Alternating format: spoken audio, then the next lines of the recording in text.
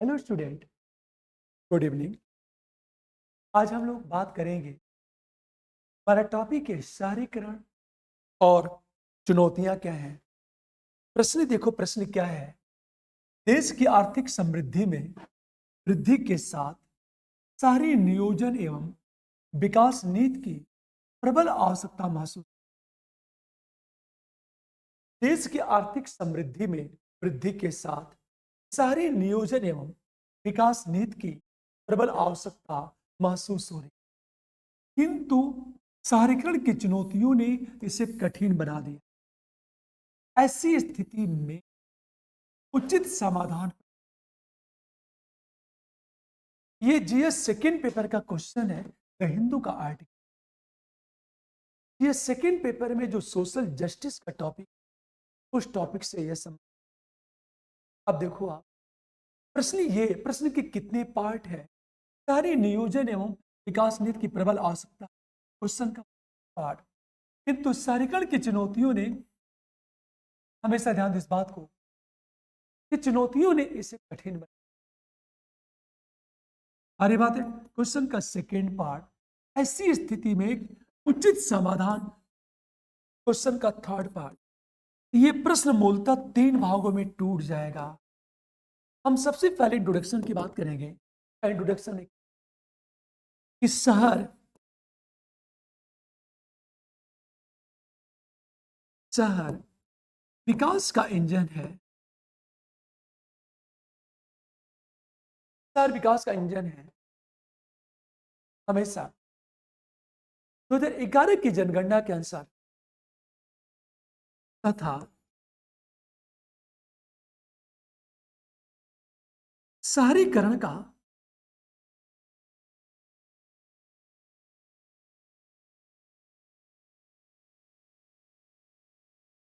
तथा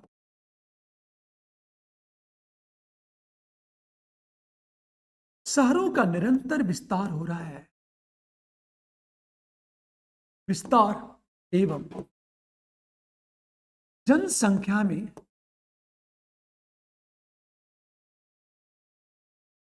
वृद्धि हो रही है।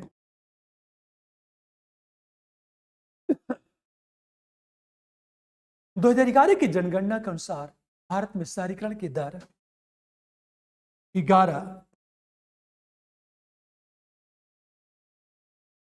की जनगणना के अनुसार भारत में शहरीकरण की दर 31.2%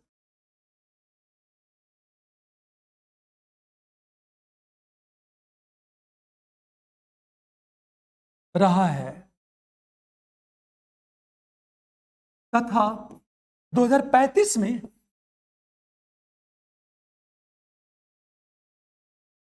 हम बात करें 43.2% होने की उम्मीद है। 2% होने की उम्मीद है। यह हमारा इंट्रोडक्शन चलेगा। शहर विकास का इंजन है तथा शहरों का निरंतर विस्तार और जनसंख्या में वृद्धि हो रही है। 2011 की जनगणना के अनुसार भारत में शहरीकरण की दर 31.2% रहा है तथा 2035 में 43.2% होने की उम्मीद है। यह हमारा इंट्रोडक्शन। अब आएंगे सीधे सेकेंड पैरे में। सेकेंड पैरे की जब हम बात करेंगे तो सेकेंड पैरा देखो, वस्तुतः देश के तीव्र आर्थिक विकास में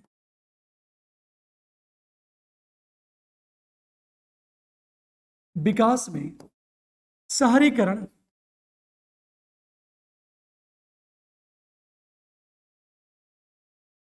एक महत्वपूर्ण भूमिका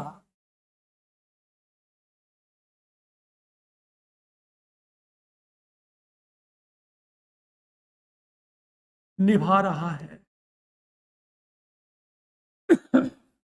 किंतु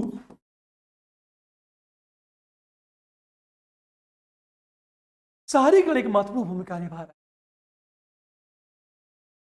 किंतु ये कहा जाए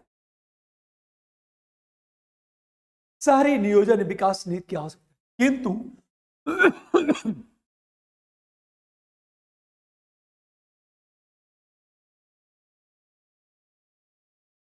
समस्याओं के समाधान के लिए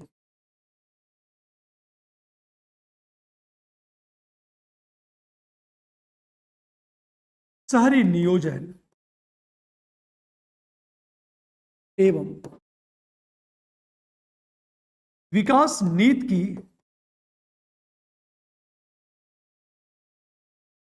प्रबल आवश्यकता है।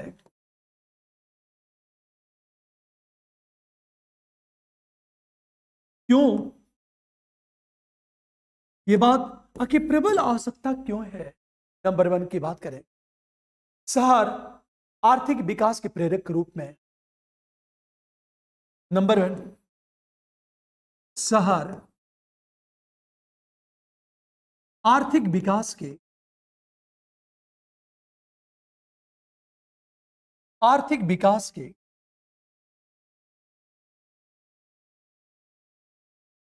प्रेरक के रूप में है। जैसे 3% भूमि पर शहर का विस्तार, किंतु जीडीपी में लगभग 60% का योगदान। यह पहला पॉइंट देखो, जो शहर है, मतलब विकास नीति की प्रबल आवश्यकता क्यों है? क्योंकि जो शहर है आर्थिक विकास के प्रेरक के रूप में है।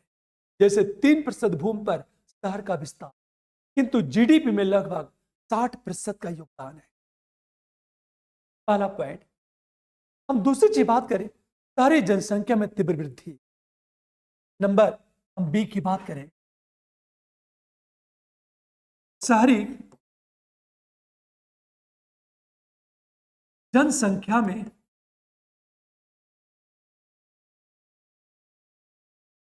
तीव्र वृद्धि।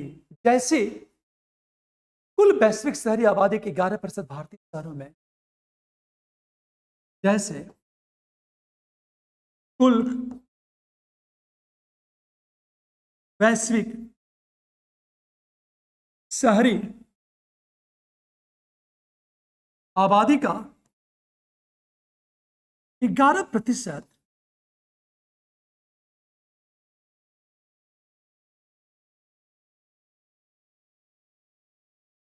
भारतीय शहरों में अगले 2 दशक में 50% करने की संभावना है। अगले 2 दशकों में 50% पार करने की संभावना। तो जो दूसरा पॉइंट है, शहरी नियोजन एवं विकास नीति की आवश्यकता क्यों है? तो दूसरा पॉइंट यह है कि शहरी जनसंख्या में तीव्र वृद्धि। जैसे कुल वैश्विक शहरी आबादी के 11% भारतीय शहरों में अगले 2 दशकों में 50% पार करने की संभावना। तीसरी चीज दिखाया जाए, बड़ी संख्या में शहरी गरीबों के लिए योजना बनाना आवश्यक।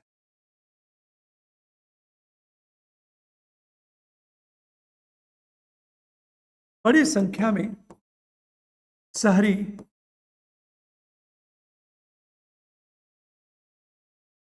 गरीबों के लिए योजना बनाना आवश्यक। जैसे हम बात करें, वित्त मंत्रालय की रिपोर्ट के अनुसार 3 में से 1 गरीब व्यक्ति शहरों में रहता है। जैसे वित्त मंत्रालय की रिपोर्ट के अनुसार, मंत्रालय की रिपोर्ट के अनुसार प्रत्येक 3 में से 1 गरीब शहरों में। वित्त मंत्रालय की रिपोर्ट यह कहता है कि जो 3 यदि गरीब है, एक गरीब भारतीय शहरों में रहता है। नंबर डी की बात करें, शहरी जीवन की गुणवत्ता में सुधार आवश्यक। नंबर डी की बात करें, शहरी जीवन की हम गुणवत्ता की बात करें में सुधार।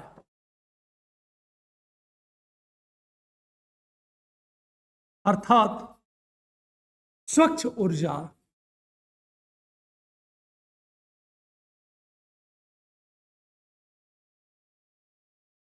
पेयजल की हम बात करें, स्वास्थ्य देखभाल,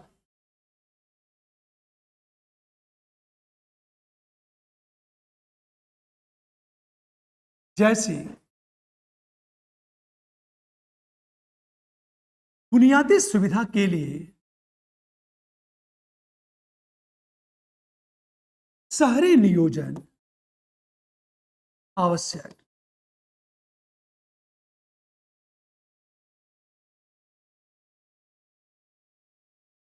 अंत में देखा जाए, इससे क्या होता है, शहरी नियोजन सुनिश्चित करता है कि शहरों में हरित स्थान, ऊर्जा कुशल इमारत, इसे कहा जाए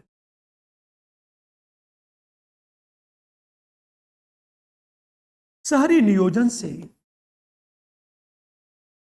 शहरों में हरित स्थान, ऊर्जा कुशल इमारत एवं परिवहन,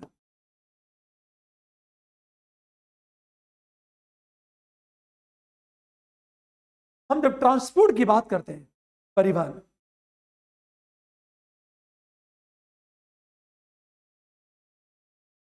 से शहर में पर्यावरण स्थिरता,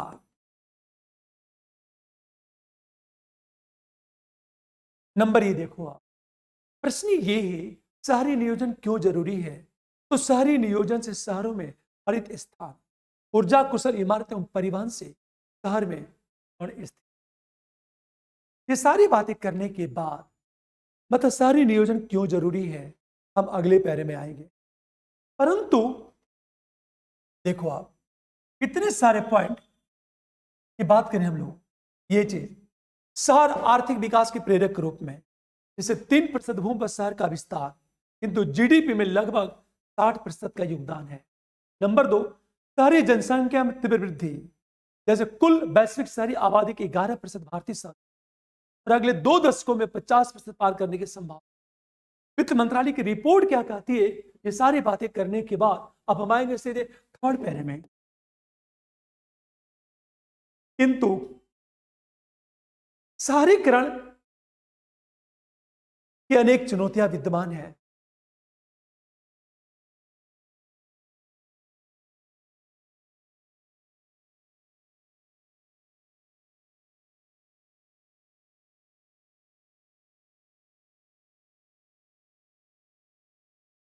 अनेक चुनौतियां हैं, जैसे क्या चुनौतियां, ये देखो। नंबर 1, असमान शहरीकरण, अर्थात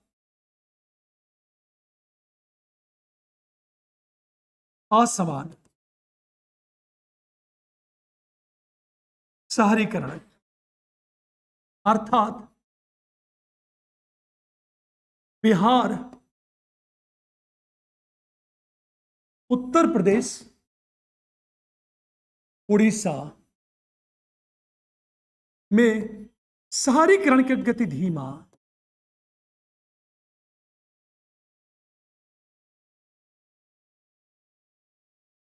तथा दक्षिण भारत में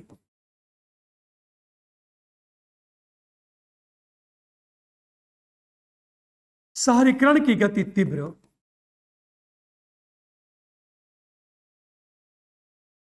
साउथ इंडिया में शहरीकरण की जो गति है तीव्र है।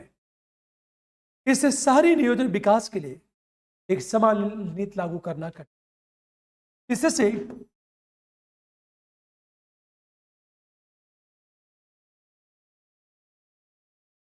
शहरी नियोजन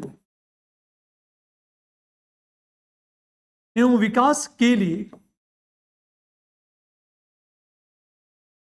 एक समान नीति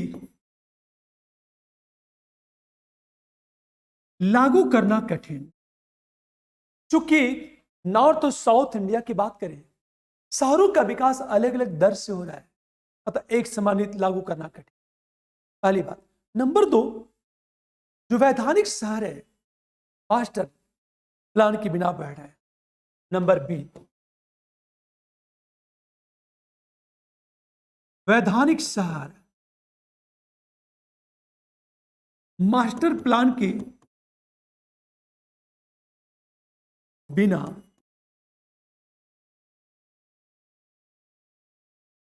जो वैधानिक शहर है मास्टर प्लान के बिना बढ़ रहे हैं। नीति आयोग क्या कहता है? 50% वैधानिक शहर अपने विकास और बुनियादी ढांचे के निर्धारित के लिए नीति आयोग के अनुसार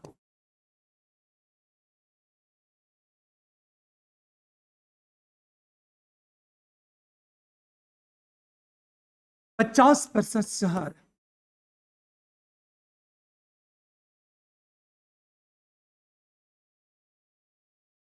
अपने मास्टर प्लान के बिना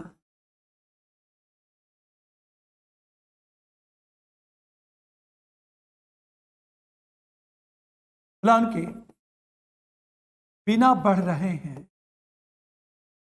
यह नीति आयोग का कहना है। तीसरी चीज बात करें हम लोग, स्थानीय सरकारों की क्षमता का अभाव, अर्थात नंबर सी देखो,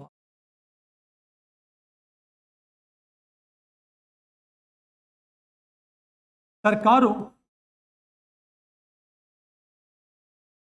या निकायों के पास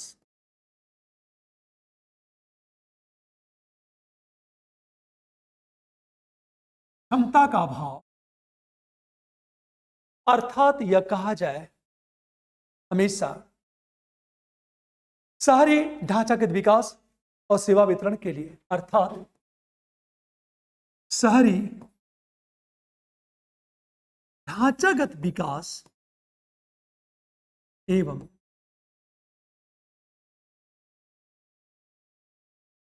सेवा वितरण के लिए उचित धन एवं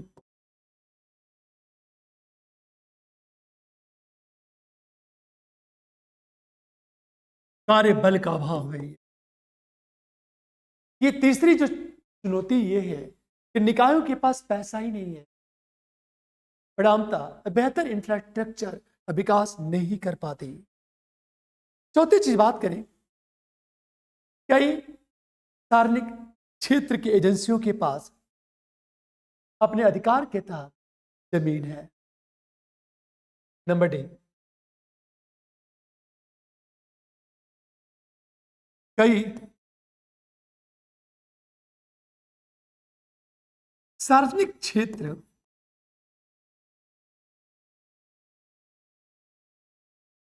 एजेंसियों, रेलवे, बंदरगाह ईटीसी के पास जमीन की मात्रा ज्यादा है।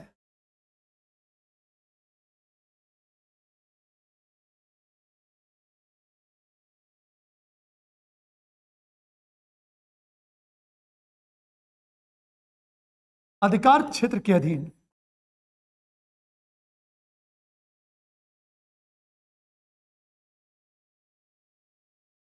जो शहरी नियोजन और विकास है, इससे समग्र शहरी नियोजन विकास में बाधा,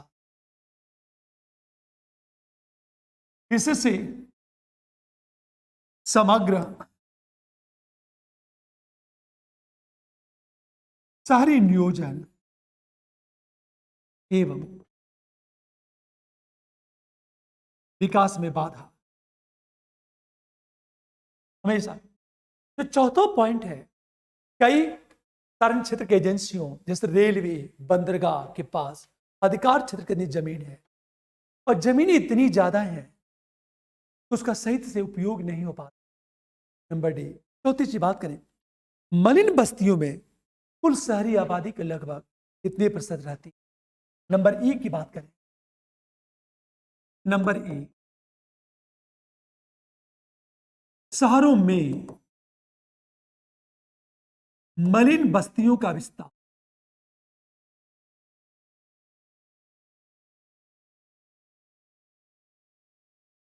तथा 17.3%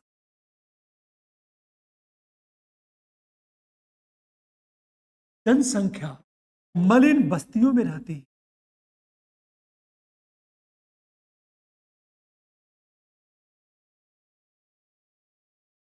अब एक चीज देखो, एक तो मलिन बस्तियां बहुत ज्यादा है, एक बहुत बड़ी पॉपुलेशन। अंत में देखा जाए, शहरों में पानी की कमी का बढ़ता जोखिम, शहरों में पानी की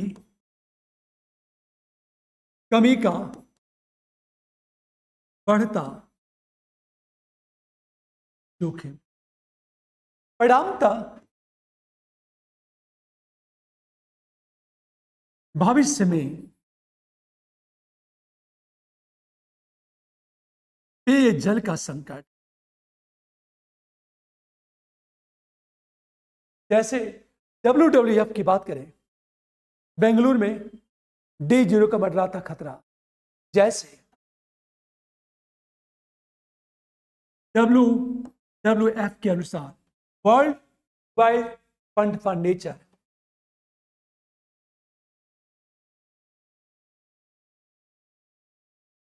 बेंगलुरु में D0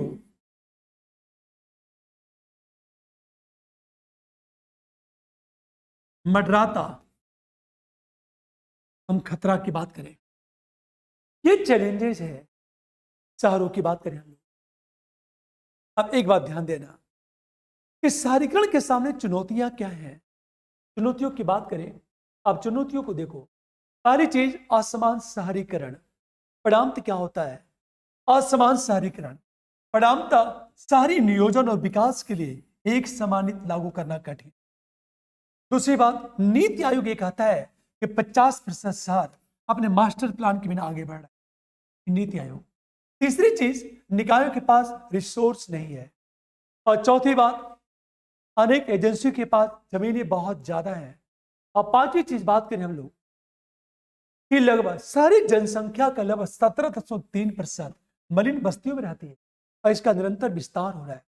अंत में देखा जाए, world wild fund for nature क्या कहता है कि D0 का मंडराता खतरा, अर्थात पानी की कमी का बढ़ता जोखिम। और यह कहा जाता है फ्यूचर में शहरीकरण के सामने बहुत बड़ी चुनौती, पेयजल की समस्या का समाधान कैसे। अच्छा, ये सारी बातें करने के बाद अब हम आएंगे सीधे फोर्थ पैरे में। फोर्थ पैरे क्या आता? तीव्र आर्थिक विकास के लिए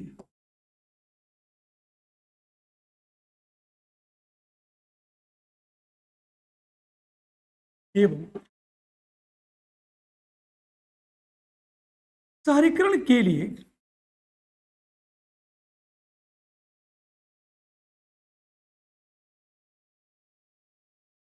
शहरी नियोजन एवं विकास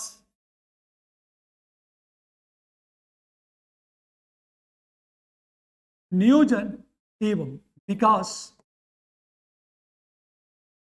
के लिए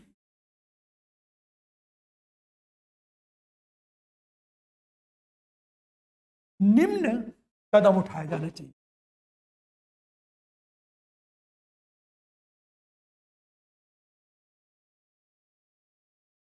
कदम क्या हो? अब नंबर 1 की बात, समाधान क्या है? हमेशा पहली चीज, नीति आयोग ने क्या कहा? भारतीय शहरों के समग्र सामाजिक आर्थिक विकास को सुनिश्चित करने के लिए 5 वर्ष की अवधि के लिए नीति आयोग ने फर्स्ट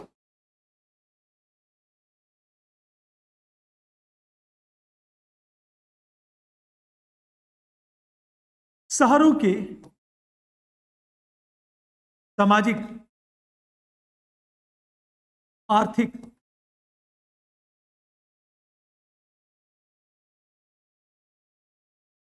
सामाजिक आर्थिक विकास के लिए 5 वर्ष के अवधि के लिए 5 वर्ष की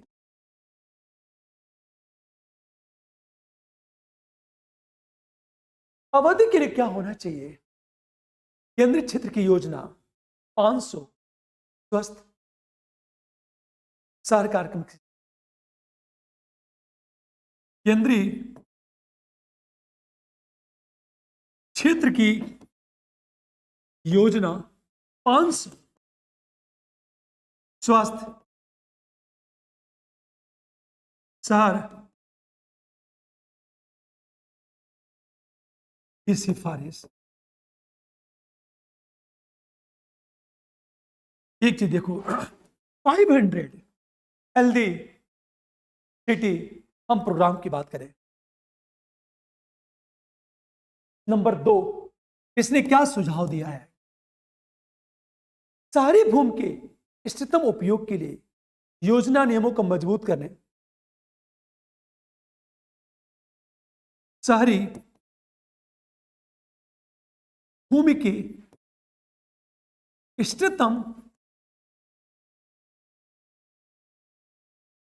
इष्टतम उपयोग के लिए योजना नियमों के मजबूत करने, योजना नियमों को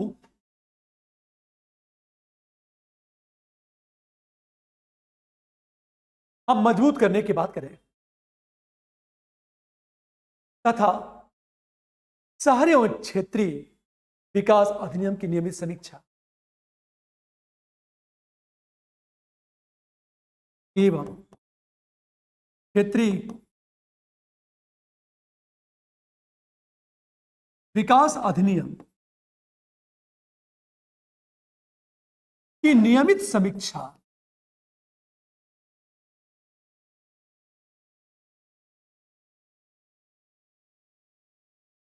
जो दूसरा सुझाव यह है, शहरी भूमि के इष्टतम उपयोग के लिए योजना नियमों को मजबूत करने तथा शहरी और क्षेत्रीय विकास अधिनियम की नियमित समीक्षा पर बल। तीसरी चीज, स्थानीय निकायों का सशक्तिकरण। नंबर सी, स्थानीय निकायों का सशक्तिकरण।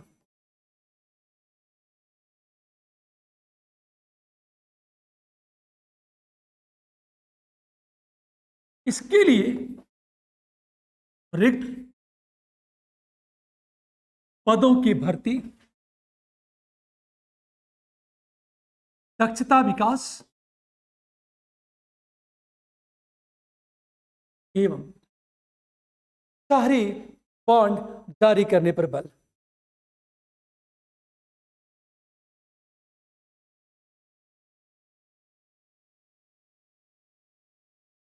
बॉन्ड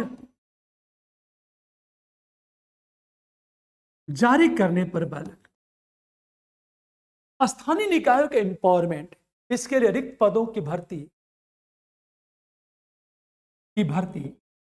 दक्षता विकास एवं शहरी निकाय बॉन्ड जारी करने, ताकि स्थानीय निकायों को अपनी आवश्यकता का पैसा पूरा हो सके। अगली योजना में नागरिकों की भागीदारी। नंबर डी, योजना में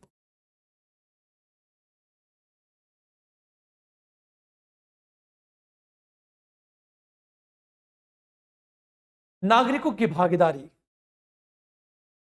तथा अधिक समावेशी एवं सुलभ बनाने के लिए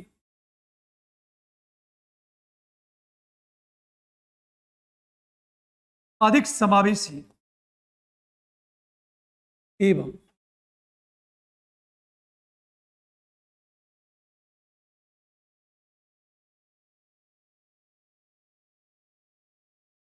सुलभ बनाने के लिए सिटीजन आउटरीच अभियान की सिफारिश।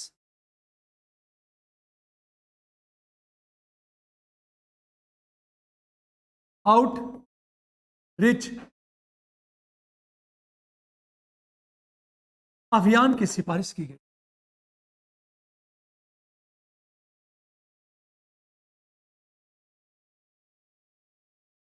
पहली बात। नंबर 1 की बात करें हम लोग, निजी क्षेत्र की, निजी क्षेत्र की भूमिका को बढ़ाने के साथ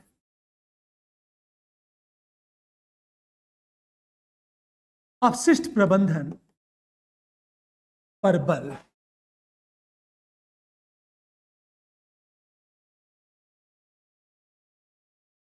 इसके लिए क्या होना चाहिए? एक टैक्स का के लिए, इसके लिए अपशिष्ट उत्पादन के अनुरूप शुल्क व्यवस्था के साथ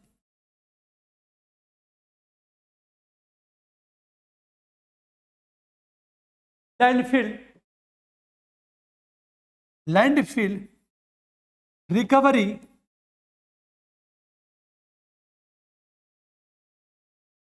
परियोजना पर बल। नानजेडो परियोजना की बात करें जो साउथ कोरिया में चल रही, ये सुझाव है। आप सुझाव देखो कि सुझाव क्या है, समस्याओं का समाधान। पहला सुझाव, नीति आयोग ने क्या कहा? 500 स्वस्थ शहर कार्यक्रम की सिफारिश की है। शहरी भूमि के इष्टतम उपयोग के लिए योजना नियमों को मजबूत करने तथा शहरी और क्षेत्रीय विकास अधिनियम की नियमित समीक्षा पर बल। चौथी चीज, स्थानीय निकायों का सशक्तिकरण। अगली बात, योजना में नागरिकों की भागीदारी तथा अधिक समावेशी और सुलभ बनाने के सिटीजन आउटरीच अभियान का अनुपालन। निजी क्षेत्र की भूमिका को बढ़ाने के साथ अंत में हम एफ की बात करें, हमेशा प्रशासनिक जवाबदेहिता। प्रशासनिक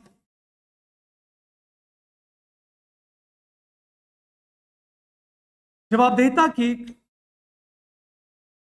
साथ प्रशासन को जवाबदेही बना दो आप।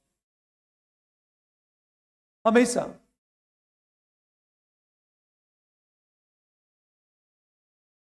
कार्यों की नियमित समीक्षा पर बल।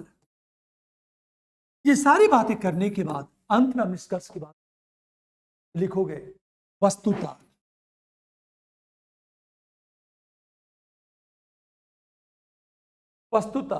विश्व की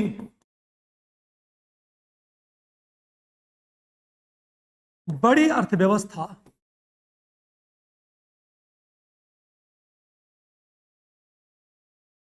बनने के साथ शहरी सुशासन, समावेशी शहरी सुशासन, समावेशी नागरिक संतुष्टि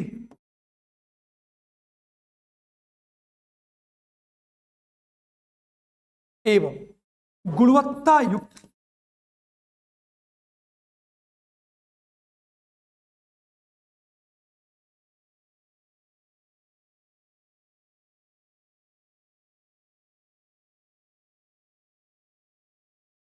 का वितरण आवश्यक है। इसके लिए राजनीतिक, प्रशासनिक, राजकोषीय एवं मौद्रिक नीति के स्तर पर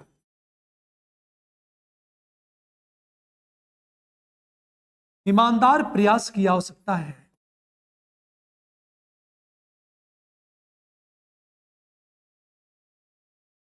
यह आपका निष्कर्ष चलेगा। वस्तुतः विश्व की बड़ी अर्थव्यवस्था बनने के साथ शहरी सुशासन, समावेशी नागरिक संतुष्टि एवं गुणवत्ता सेवा का वितरण आवश्यक है।